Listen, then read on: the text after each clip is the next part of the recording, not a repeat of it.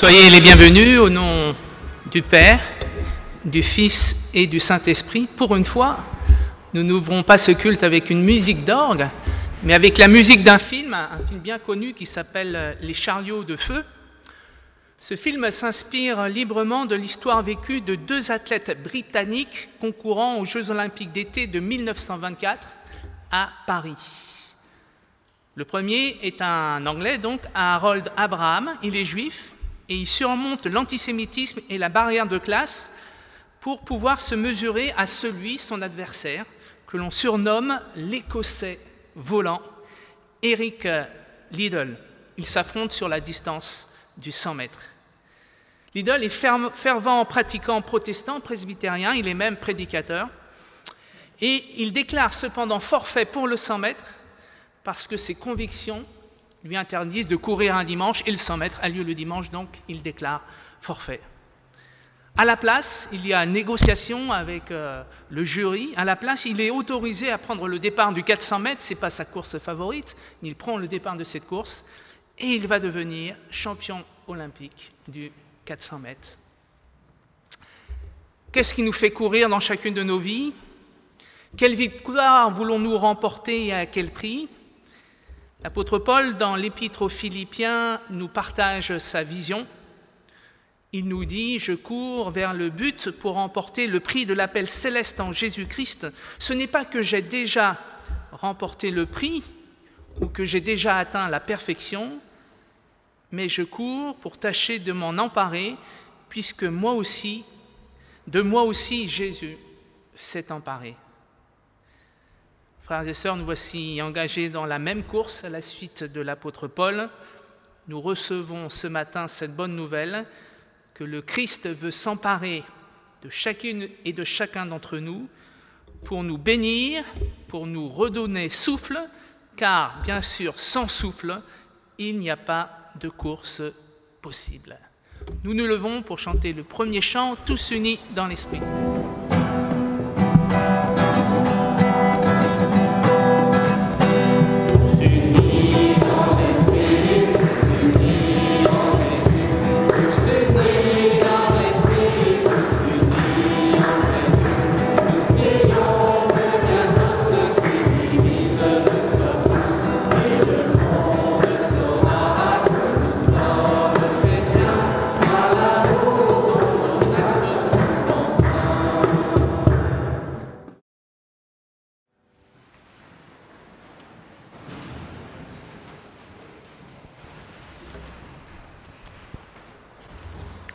Sans souffle, pas de course possible. Sans souffle, pas de vie. Nous prions. Seigneur Jésus, Dieu notre Père, merci pour la vie, merci pour la création, merci pour le printemps. Ce matin, Seigneur, nous faisons un pas de côté pour venir près de toi, pour faire silence, pour un temps de respiration pour notre âme, pour ouvrir notre cœur à ta présence et venir te remercier pour qui tu es pour nous. Seigneur, tu es notre chemin, tu es ce compagnon de nos journées, celui que nous prions face à nos inquiétudes et détresses. Seigneur, merci, tu donnes la paix, ta paix. Tu renouvelles chaque matin ta bonté sur nos vies. Seigneur, tu nous guéris. Tu guéris nos cœurs malades. Tu nous aides à ne pas chuter. Oui, Seigneur Jésus, nous te louons ce matin parce que toi qui as traversé la mort pour nous, tu t'en es relevé. Nous te louons, cela veut dire, nous venons te dire merci. Tu es le Dieu du présent et de l'avenir, celui qui tient la terre dans tes mains et qui permet qu'elle ne chancelle pas. Tu es cette lumière du monde, cette lumière pour nos contemporains, cette présence aimante. Merci notre Dieu. Seigneur.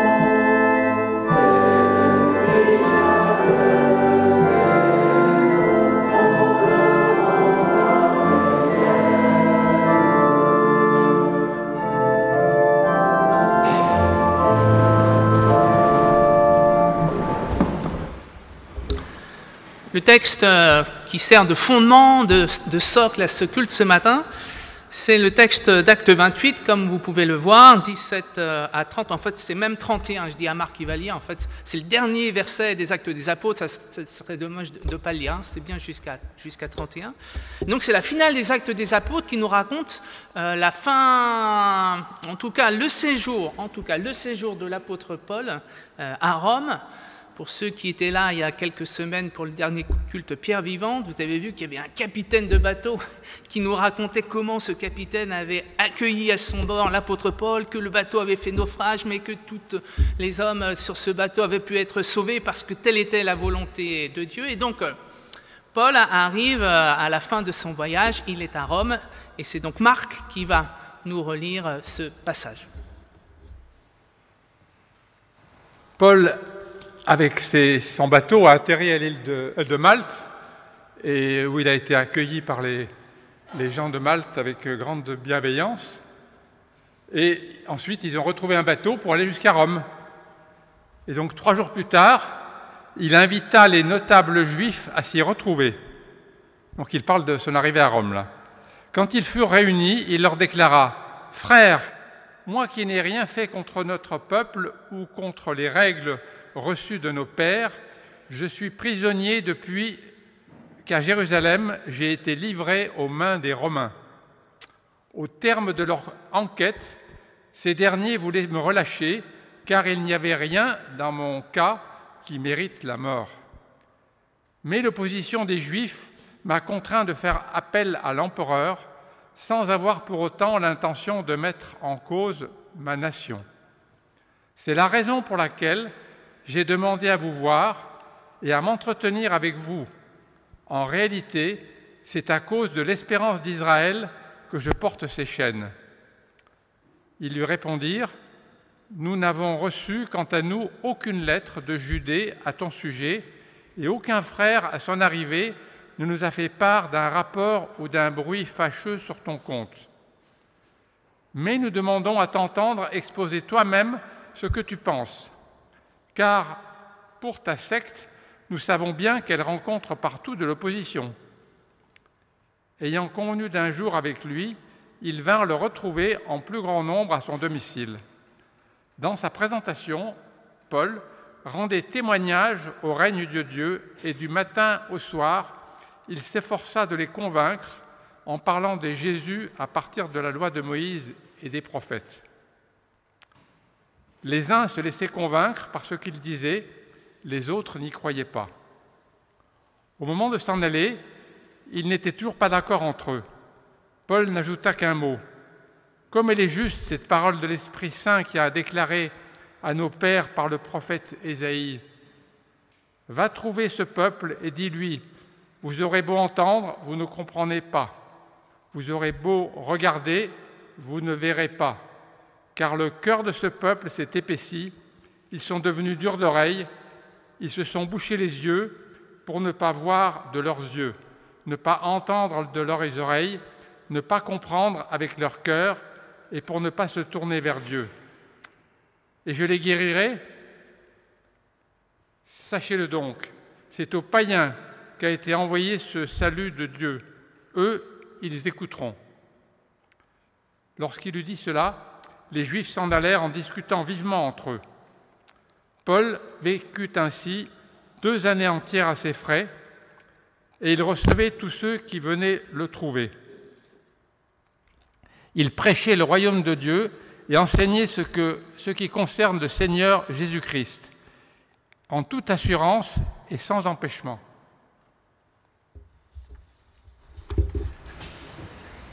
Quelques éléments de partage sur ce texte où il y a beaucoup de points importants. D'abord, dire, et vous l'avez entendu, l'apôtre Paul le dit, il n'est pas dans une prison habituelle. On a peut-être l'idée que Paul va finir sa vie en prison dans une situation difficile, compliquée, tel un prisonnier politique auquel on retirait tout droit et toute liberté. Tel n'est pas ce que vit l'apôtre Paul. Il est citoyen romain, c'est lui qui a demandé à être jugé par l'empereur, et on pourrait dire qu'il doit rester dans le domicile où il réside, peut-être s'en écarter un petit peu, mais que dans ce domicile, il a toute liberté de recevoir, d'accueillir ceux qui veulent venir le rencontrer. En l'occurrence, vous l'avez entendu, une délégation de la communauté juive de Rome qui décide de venir le rencontrer pour savoir ce qu'il a à dire. Et ce qui est très beau dans ce texte, c'est que cette communauté juive de Rome n'a reçu aucune lettre de la part de la communauté juive de Jérusalem pour dire « Attention, l'apôtre Paul est quelqu'un de fanatique, quelqu'un de sectaire dont il faut se méfier ». Non, la place est libre pour qu'ait lieu un véritable dialogue, une véritable rencontre entre ce juif qui a été et que reste encore l'apôtre Paul, juif, parmi les juifs, il le dit, mais aussi ce juif, bien sûr, qui s'est converti sur le chemin de Damas à l'Évangile parce qu'il a eu une vision de Jésus-Christ. C'est intéressant de comprendre, et ce texte des Actes des Apôtres nous le fait comprendre que, et moi je fais ce pari-là, d'une certaine manière, Paul a voulu se rendre à Rome, a voulu être arrêté, a voulu être emprisonné, même si c'est une belle prison, qu'il a voulu, je le pense ainsi, dans sa volonté que l'Évangile retentisse jusqu'aux extrémités de la terre, mais aussi au cœur même de l'Empire. Et quelle est la ville qui est le cœur de l'Empire, sinon Rome? Alors je vois en l'apôtre Paul une habile stratégie de communication de venir prêcher l'Évangile au cœur de l'Empire, à Rome même, et bien sûr obéissant en cela au souffle de l'Esprit Saint. Alors, est-ce que tout va s'arrêter pour l'apôtre Paul à Rome? Eh bien, semble-t-il, non. D'après des textes qui sont considérés comme fiables, ces textes qu'on appelle le canon de Muratori, il semble bien, ce n'est pas une certitude absolue, mais il semble bien que Paul ait gagné son procès et qu'après ces 2 ans de résidence à domicile, il ait pu quitter Rome et il ait pu poursuivre son voyage jusqu'aux extrémités de la terre, jusqu'à l'Espagne. Et là, c'est extraordinaire. On voit que la fin des Actes des Apôtres, ce n'est pas la fin du ministère de l'apôtre Paul, mais c'est au contraire un envol, un envoi jusque vers l'Espagne. Le canon de Muratori nous dit cela. Et puis un des premiers évêques de Rome, autour de 70 après Jésus-Christ, il s'agit du pape Clément, je crois, dit aussi dans ses lettres, on a retrouvé une de ses lettres, que l'apôtre Paul est effectivement parti vers l'Espagne. Alors, je trouve ça tout à fait intéressant à entendre, c'est que quelquefois on peut avoir le sentiment dans nos vies que c'est la fin d'un cycle, que quelque chose va s'arrêter, et peut-être que l'apôtre Paul ou l'Église a pu avoir ce sentiment-là, que tout était fini à cause de la persécution. Eh bien non, voilà, le ministère se poursuit jusqu'aux confins de l'Espagne. Et l'apôtre Paul poursuit là finalement ces deux volontés. À la fois être un vrai disciple obéissant à la parole de Jésus, aller jusqu'aux confins de la terre, baptiser et enseigner, donc enseigner aux païens. Mais Paul poursuit aussi son ministère de prédication de l'Évangile, et ça c'est très beau aussi, à son peuple, au peuple juif. Voilà aussi son désir. C'est pas simplement, dans notre imaginaire, nous pensions que c'est plutôt Pierre qui a ce ministère-là, bien sûr, mais Paul a aussi ce ministère de prêcher l'Évangile au peuple juif. Et vous voyez que, comme aux païens, au cœur du peuple juif, il y a débat pour savoir si l'Évangile est une fausse doctrine, ou au contraire, si l'Évangile est une manière d'accomplir les Écritures. L'apôtre Paul a eu le souci durant toute sa vie d'accueillir l'Évangile au cœur de sa vie, de manière très précise sur ce chemin de Damas, mais aussi tout au long de sa vie, d'être disponible au souffle de l'Esprit. Mais il a eu aussi, ayant reçu cet évangile, il a eu souci, comme je viens de vous le dire, de le transmettre. Accueillir l'évangile et souci de le transmettre. Alors je vous invite à réfléchir pendant un petit morceau d'orgue à ces deux questions que je vous pose et que je me pose aussi une nouvelle fois à moi-même. Aujourd'hui encore, est-ce que je suis prêt à accueillir l'évangile? Et est-ce que je suis prêt aussi à témoigner de cet évangile au cœur de ma vie?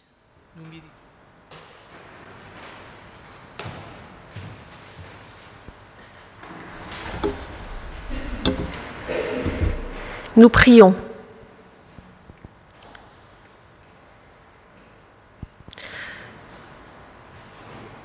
Tu vois, Seigneur, ce texte mis ce matin sur nos cœurs, ce texte où nous entendons que nous pouvons avoir le cœur épaissi, les oreilles bouchées et être aveugles. Mais ce texte aussi, Seigneur, où tu nous dis que le royaume, le règne de Dieu est déjà là. Ce texte où nous voyons l'apôtre Paul mener sa vie d'homme avec ses enjeux politiques et en même temps discerner dans son quotidien la place de ton royaume. Et Seigneur, c'est à cette conversion que tu nous appelles, à voir comment dans notre quotidien le royaume est déjà là, comment nous pouvons accueillir avec disponibilité ceux qui viennent nous rendre visite, que ce soit pour un motif personnel ou professionnel.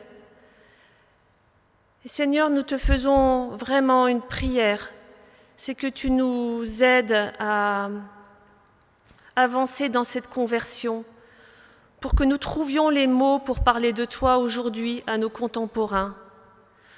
Nos contemporains, nos collègues, nos voisins qui ont une soif spirituelle, existentielle, qui sont confrontés comme nous à où va le monde, où va notre planète, où va notre société. Et Seigneur, nous avons cette foi indéracinable en toi, que tu es présent dans cette réalité, un présent absent. Seigneur, révèle-toi à nous, réchauffe notre cœur pour que nous ayons ce cœur qui brûle pour parler de notre espérance, pour que nous Voyons avec des yeux spirituellement ouverts des opportunités de témoigner,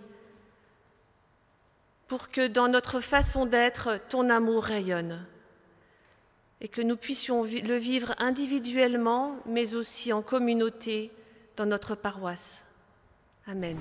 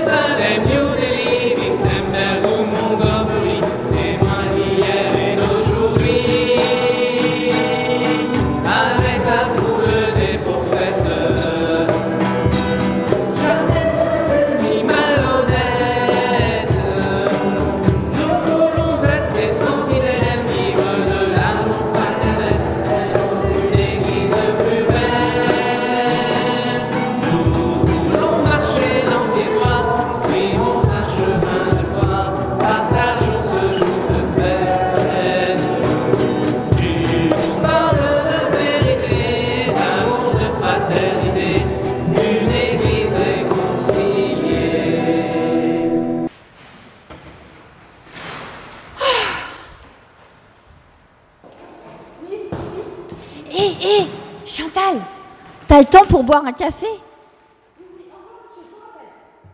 Ah oui, Émilie, oui, j'ai le temps, enfin pas beaucoup. J'ai un rendez-vous avec le boss là tout à l'heure. Oh là là. Mais bon, par contre, j'ai pas de monnaie sur moi, tu pourrais m'en filer un petit peu? Et regarde, j'ai déjà tout prévu, il y a un café pour toi. Oh là là, trop bien. Merci, Émilie. Ah, qu'est-ce que tu vas faire ce week-end? Il va faire super beau, soleil, chaleur. Tu vas faire un tour en montagne? Ah, j'aimerais bien. Mais tu sais, il y a Bernard, enfin voilà, en ce moment, il y a beaucoup de rugby à la télé, tu sais. Alors moi, j'y connais que dalle. Hein. Vraiment, je sais pas, c'est la coupe de je sais pas quoi. Enfin bon, bref, il va falloir le décrocher. Et là, Je suis pas sûre d'y arriver. Bon, alors, oui, j'aimerais bien aller me balader. Et toi, tu fais quoi? Eh ben, samedi, balade dans le Vercors, petite rando en amoureux, et puis dimanche, grasse matinée, c'est trop bien.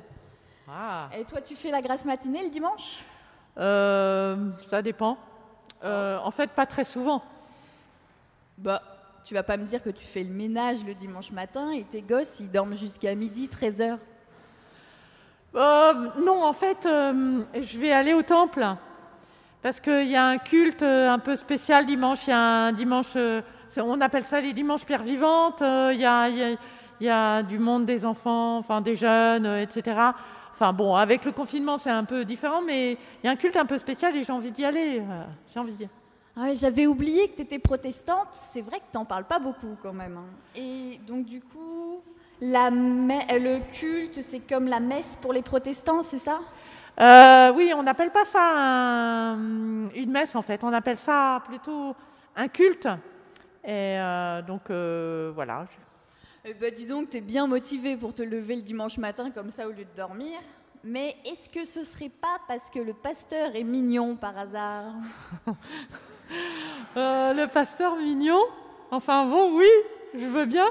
Sauf que le pasteur s'appelle Solange et que c'est une pasteure.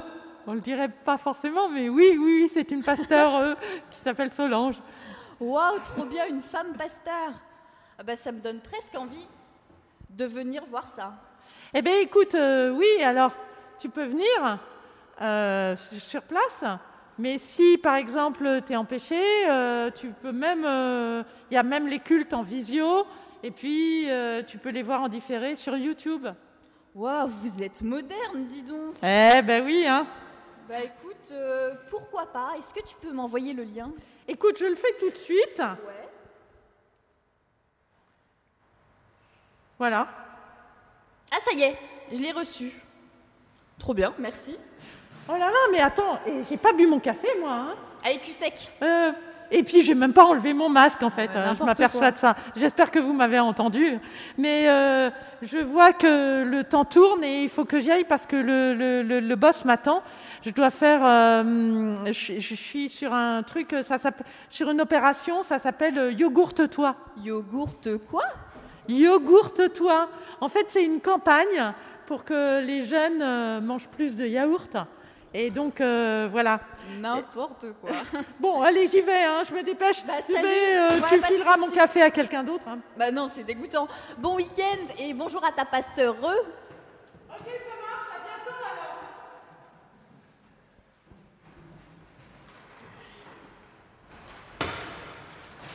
Bah moi aussi j'ai du travail mine de rien. Bon, j'y retourne.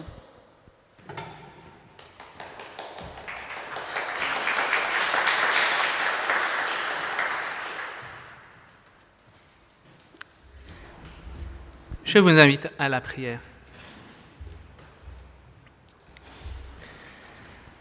Seigneur, ce matin, le texte des Actes des Apôtres, ce sketch, ton esprit nous invite à accueillir ton évangile, à l'accueillir et aussi à en témoigner.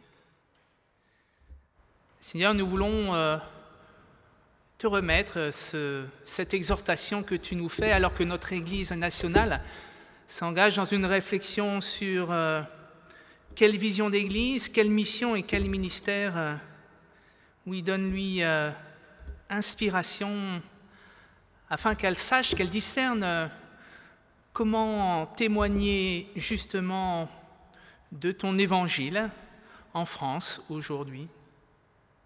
Seigneur, tu connais nos réticences à témoigner, tu connais notre pudeur, tu connais aussi nos faiblesses, bien sûr. Alors, apprends-nous à te faire confiance, à reconnaître que, bien sûr que nous sommes des vases d'argile, faibles, incohérents, mais porteurs d'un grand trésor. Ce trésor qui nous vient du cœur de l'Évangile, que tu nous aimes, que nous sommes tes enfants bien-aimés. Seigneur, tu le sais, dans notre église de Grenoble, nous travaillons sur plusieurs champs, plusieurs pistes de témoignages, et l'une de ces pistes est ce local à Chétéo que nous voulons ouvrir bientôt. Seigneur, permets que ce local, oui, puisse permettre que nous puissions justement et librement, comme a su le faire l'apôtre Paul à Rome, témoigner de ton évangile, que ce lieu soit un espace d'abord d'écoute de ceux qui vont y venir, un espace de rencontre, un espace de dialogue, un espace de vérité. Nous avons le souci qu'il soit sobre, mais qu'il soit aussi beau, qu'il soit accueillant et qu'il soit vrai. Donne-nous cette grâce, Seigneur. Et bénis déjà tous ceux qui sont en train de travailler à la création de cet espace. Bénis déjà tous ceux qui vont y être acteurs, y témoigner à leur manière avec ce qu'ils sont de l'Évangile qu'ils ont reçu. Et oui, que ce lieu soit source de joie pour chacune et chacun d'entre nous. Amen. Nous nous levons pour chanter le chant « Oui, tu es digne de régner dans notre cœur ». Nous le chanterons 2 fois.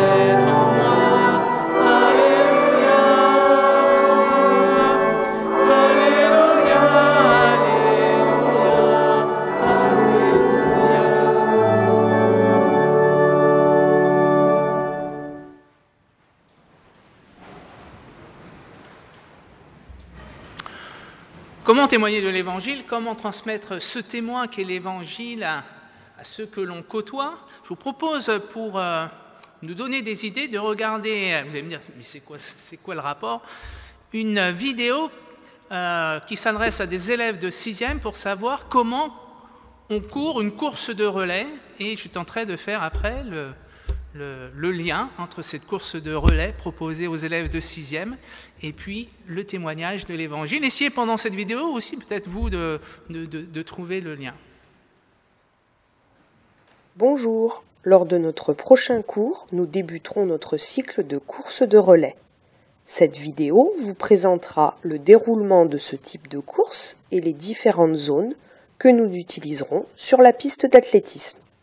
En athlétisme, lors d'une course, quelle qu'elle soit, on chronomètre le temps d'un coureur entre la ligne de départ et la ligne d'arrivée. Mais le coureur ne peut pas partir à n'importe quel moment.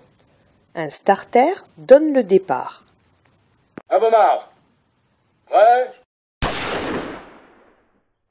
Le chronomètre est alors déclenché et il s'arrête lorsque la première partie du corps du coureur franchit la ligne d'arrivée. Dans une course de relais, c'est une équipe de plusieurs coureurs, avec un témoin qui tente de gagner la course. Et c'est le témoin qui est chronométré. On arrête le chronomètre lorsque le témoin franchit la ligne d'arrivée. Durant votre cycle, chaque équipe sera composée de 2 coureurs. Le relayé, ici en vert, que l'on appellera le donneur, et le relayeur, en bleu, qu'on nommera le receveur. Ils devront parcourir 60 mètres au total, soit 30 mètres chacun. Le donneur débute la course sur la ligne de départ, puis transmet le témoin au receveur, qui termine la course jusqu'à la ligne d'arrivée avec le témoin. En plus de la ligne de départ et d'arrivée, la piste indiquera une zone de transmission. Le donneur doit passer le témoin au receveur obligatoirement dans la zone de transmission, ici en jaune. Si le témoin est transmis hors de cette zone, avant ou après, l'équipe est disqualifiée. Et si un des coureurs quitte le couloir, l'équipe est également disqualifiée. Alors, vous l'avez compris, pour que le témoin franchisse la ligne le plus rapidement possible, il va falloir s'organiser pour que les deux coureurs se transmettent le témoin le plus rapidement possible. Mais surtout, il faudra éviter que le témoin ralentisse lors de la transmission. Dans cet exemple, le receveur en bleu attend sans bouger que le donneur en vert arrive sur lui pour récupérer le témoin. Alors, voyons dans ce cas-là ce qui s'est passé en détail pour le témoin. Au départ, le témoin est à l'arrêt puisque le coureur attend le départ. Puis, il commence à accélérer avec le coureur et prendre de la vitesse. Mais au moment de la transmission, le témoin s'arrête. Puis, il redémarre avec le receveur et se retrouve à nouveau à pleine vitesse pour franchir la ligne d'arrivée. Pour que l'équipe gagne sa course dans un temps minimal, il faudrait que le témoin ne s'arrête jamais. Notre objectif durant le cycle sera donc de transmettre le témoin à pleine vitesse.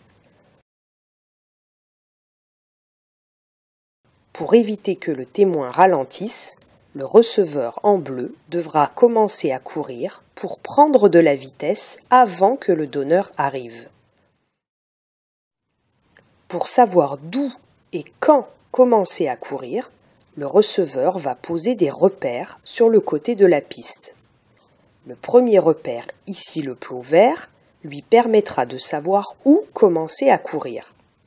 Le second repère, ici le plot rose, lui permettra de connaître le moment où il devra commencer à courir. Voyons ensemble un exemple.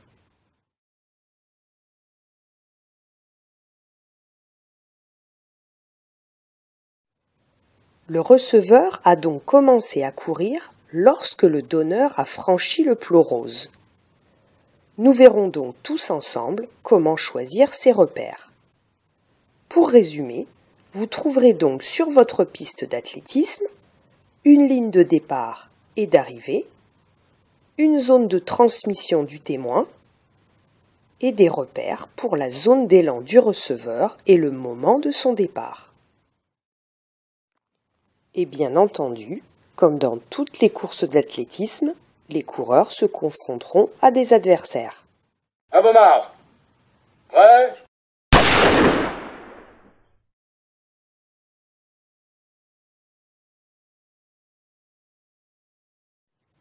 Voilà, cette vidéo est terminée et il ne me reste plus qu'à vous donner rendez-vous à votre prochain cours. Je ne sais pas si cette vidéo vous a inspiré. Moi, elle m'a inspiré. Je vous donne quelques illustrations. Comment, finalement, le témoignage de l'Évangile peut être assimilé à cette course. D'abord, c'est le témoin qui compte et pas les coureurs. Ce qui est important dans une course de relais, c'est que le témoin ne ralentisse pas et qu'il aille le plus rapidement possible. Dans le témoignage de l'Évangile, c'est pareil, peu importe ceux qui témoignent, on est des vases d'argile. L'essentiel, c'est ce dont on témoigne l'Évangile lui-même. Dans cette course, il est important que les membres d'une même équipe soient au diapason, à l'écoute les uns des autres. S'il y en a un qui part trop vite, celui qui est derrière, il ne va jamais réussir à le rattraper. Si, au contraire, il est trop lent, la course va être perdue. Donc, il s'agit pour le receveur et celui qui donne de s'écouter, de s'attendre, d'être au diapason les uns des autres. Et tel est aussi, il me semble, le geste de témoigner de l'Évangile, c'est d'être à l'écoute de celui auquel on veut transmettre l'Évangile. Dans cette course, il y a non pas des adversaires, mais il y a d'autres qui courent à nos côtés. Et ceux qui courent à nos côtés, ce ne sont pas des adversaires, ce sont au contraire des athlètes qui nous permettent de donner le meilleur de nous-mêmes. Je crois qu'il s'agit aussi de la même donnée dans le cadre de la transmission de l'Évangile. Nous ne sommes évidemment pas les seuls en tant qu'Église protestante unie de Grenoble à transmettre l'Évangile. Il y en a d'autres athlètes de l'Évangile qui courent, et c'est bien ainsi. Chacun témoigne de l'Évangile avec qui il est, avec sa personnalité et sa culture. L'essentiel est que l'Évangile soit annoncé. Encore un autre point, vous l'avez entendu, il y a une zone de transmission préférentielle. Alors dans une vraie course de relais, si on ne transmet pas le témoin dans cette zone-là, l'équipe est disqualifiée. Dans l'Évangile, on n'est jamais disqualifié. Mais j'entends quand même cette idée qu'il peut y avoir dans nos vies, dans l'histoire de nos églises, des moments particuliers de transmission préférentielle de l'Évangile, des moments opportuns, des moments de kairos, où oui, eh bien là, il s'agit peut-être de ne pas louper le coche, d'être là au bon moment pour transmettre l'Évangile. Dans cette course, il y a des repères qui marquent cette zone préférentielle de transmission. Dans notre vie de chrétien, il y a aussi des repères essentiels. La lecture de la Bible, la prière, l'enseignement, le culte, les journées de catéchèse, et c'est bien ainsi. Enfin, peut-être cette dernière idée, il y a une ligne de départ, une ligne d'arrivée, et il y a un starter qui donne le départ de la course. On pourrait dire pour notre vie que notre ligne de départ, c'est notre naissance, ou alors si vraiment, comme l'apôtre Paul, on a eu une rencontre particulière avec le Christ, l'apôtre Paul peut dire que sur le chemin de Damas, il a véritablement rencontré le Christ, c'est de l'ordre d'une vision. C'est arrivé à l'apôtre Paul, ça n'arrive pas à chacune et chacun d'entre nous. Mais certains d'entre nous peuvent peut-être dire que c'est ce jour-là que j'ai décidé d'accueillir l'Évangile de manière définitive dans ma vie. Finalement, peu importe. Mais en tout cas, nous sommes lancés dans cette vie humaine et dans cette vie chrétienne. Et puis, bien sûr, la ligne d'arrivée, l'apôtre Paul nous le dit, c'est le royaume éternel qui nous est promis. Alors, qui est le starter ? C'est le Père, c'est le Fils et le Saint-Esprit qui nous lance dans cette course. Voilà pour ces quelques similitudes entre une course de relais et la transmission de l'Évangile. Nous sommes appelés à courir, marcher, aimer, à devenir des témoins. Nous nous levons pour chanter ce chant. Marcher, aimer, devenir témoins.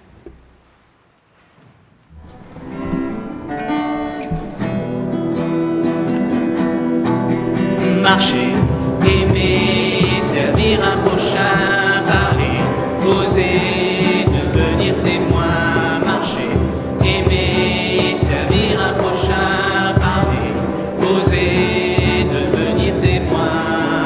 Habiter ce monde et cultiver ce jardin, recevoir enfin l'appel à bâtir demain, veiller sur les flammes jusqu'au milieu des ravins, oser rompre avec un fer, un morceau de pain. Marcher,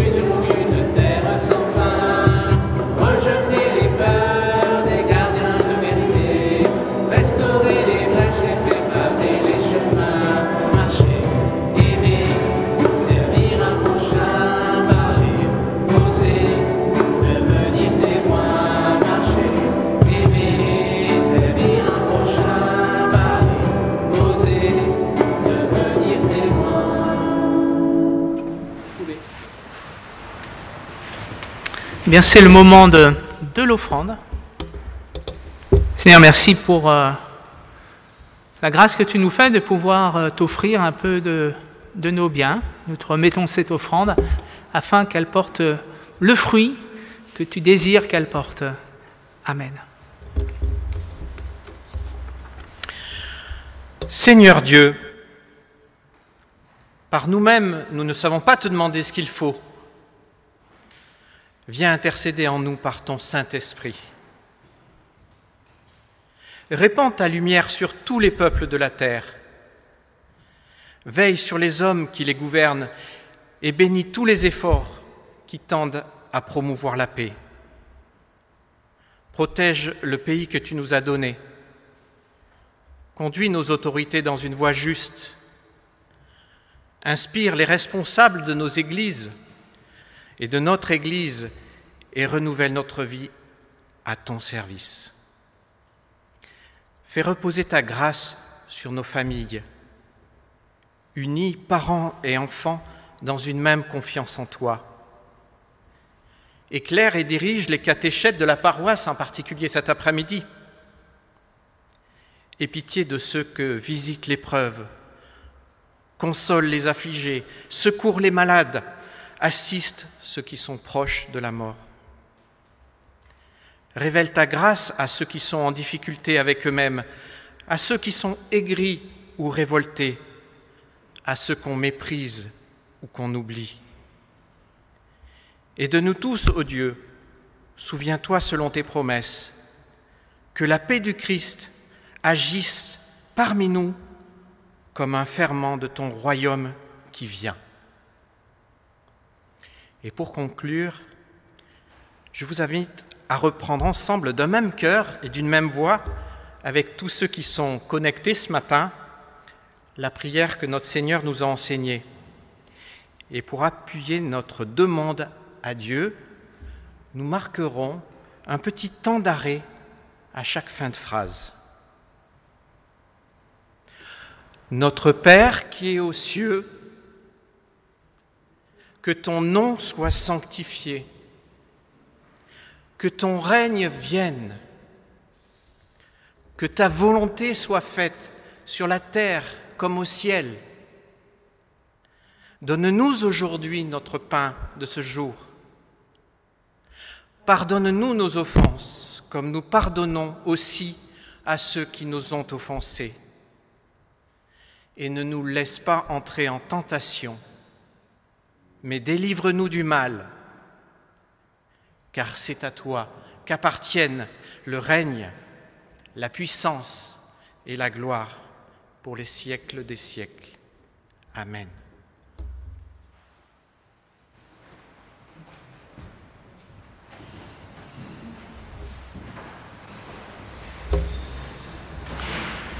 Je vous invite à vous lever pour recevoir les paroles d'envoi et de bénédiction.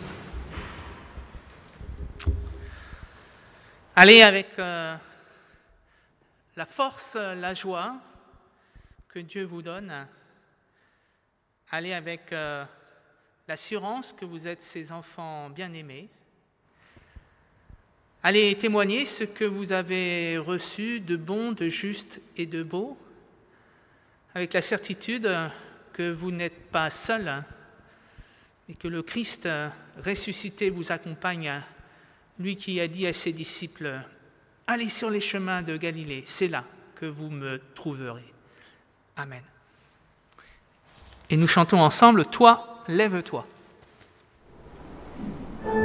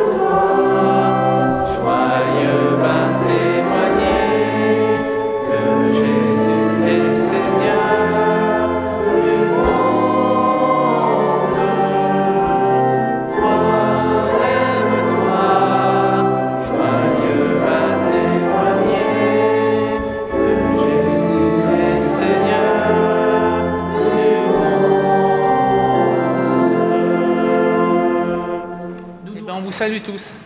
Bon dimanche à tous.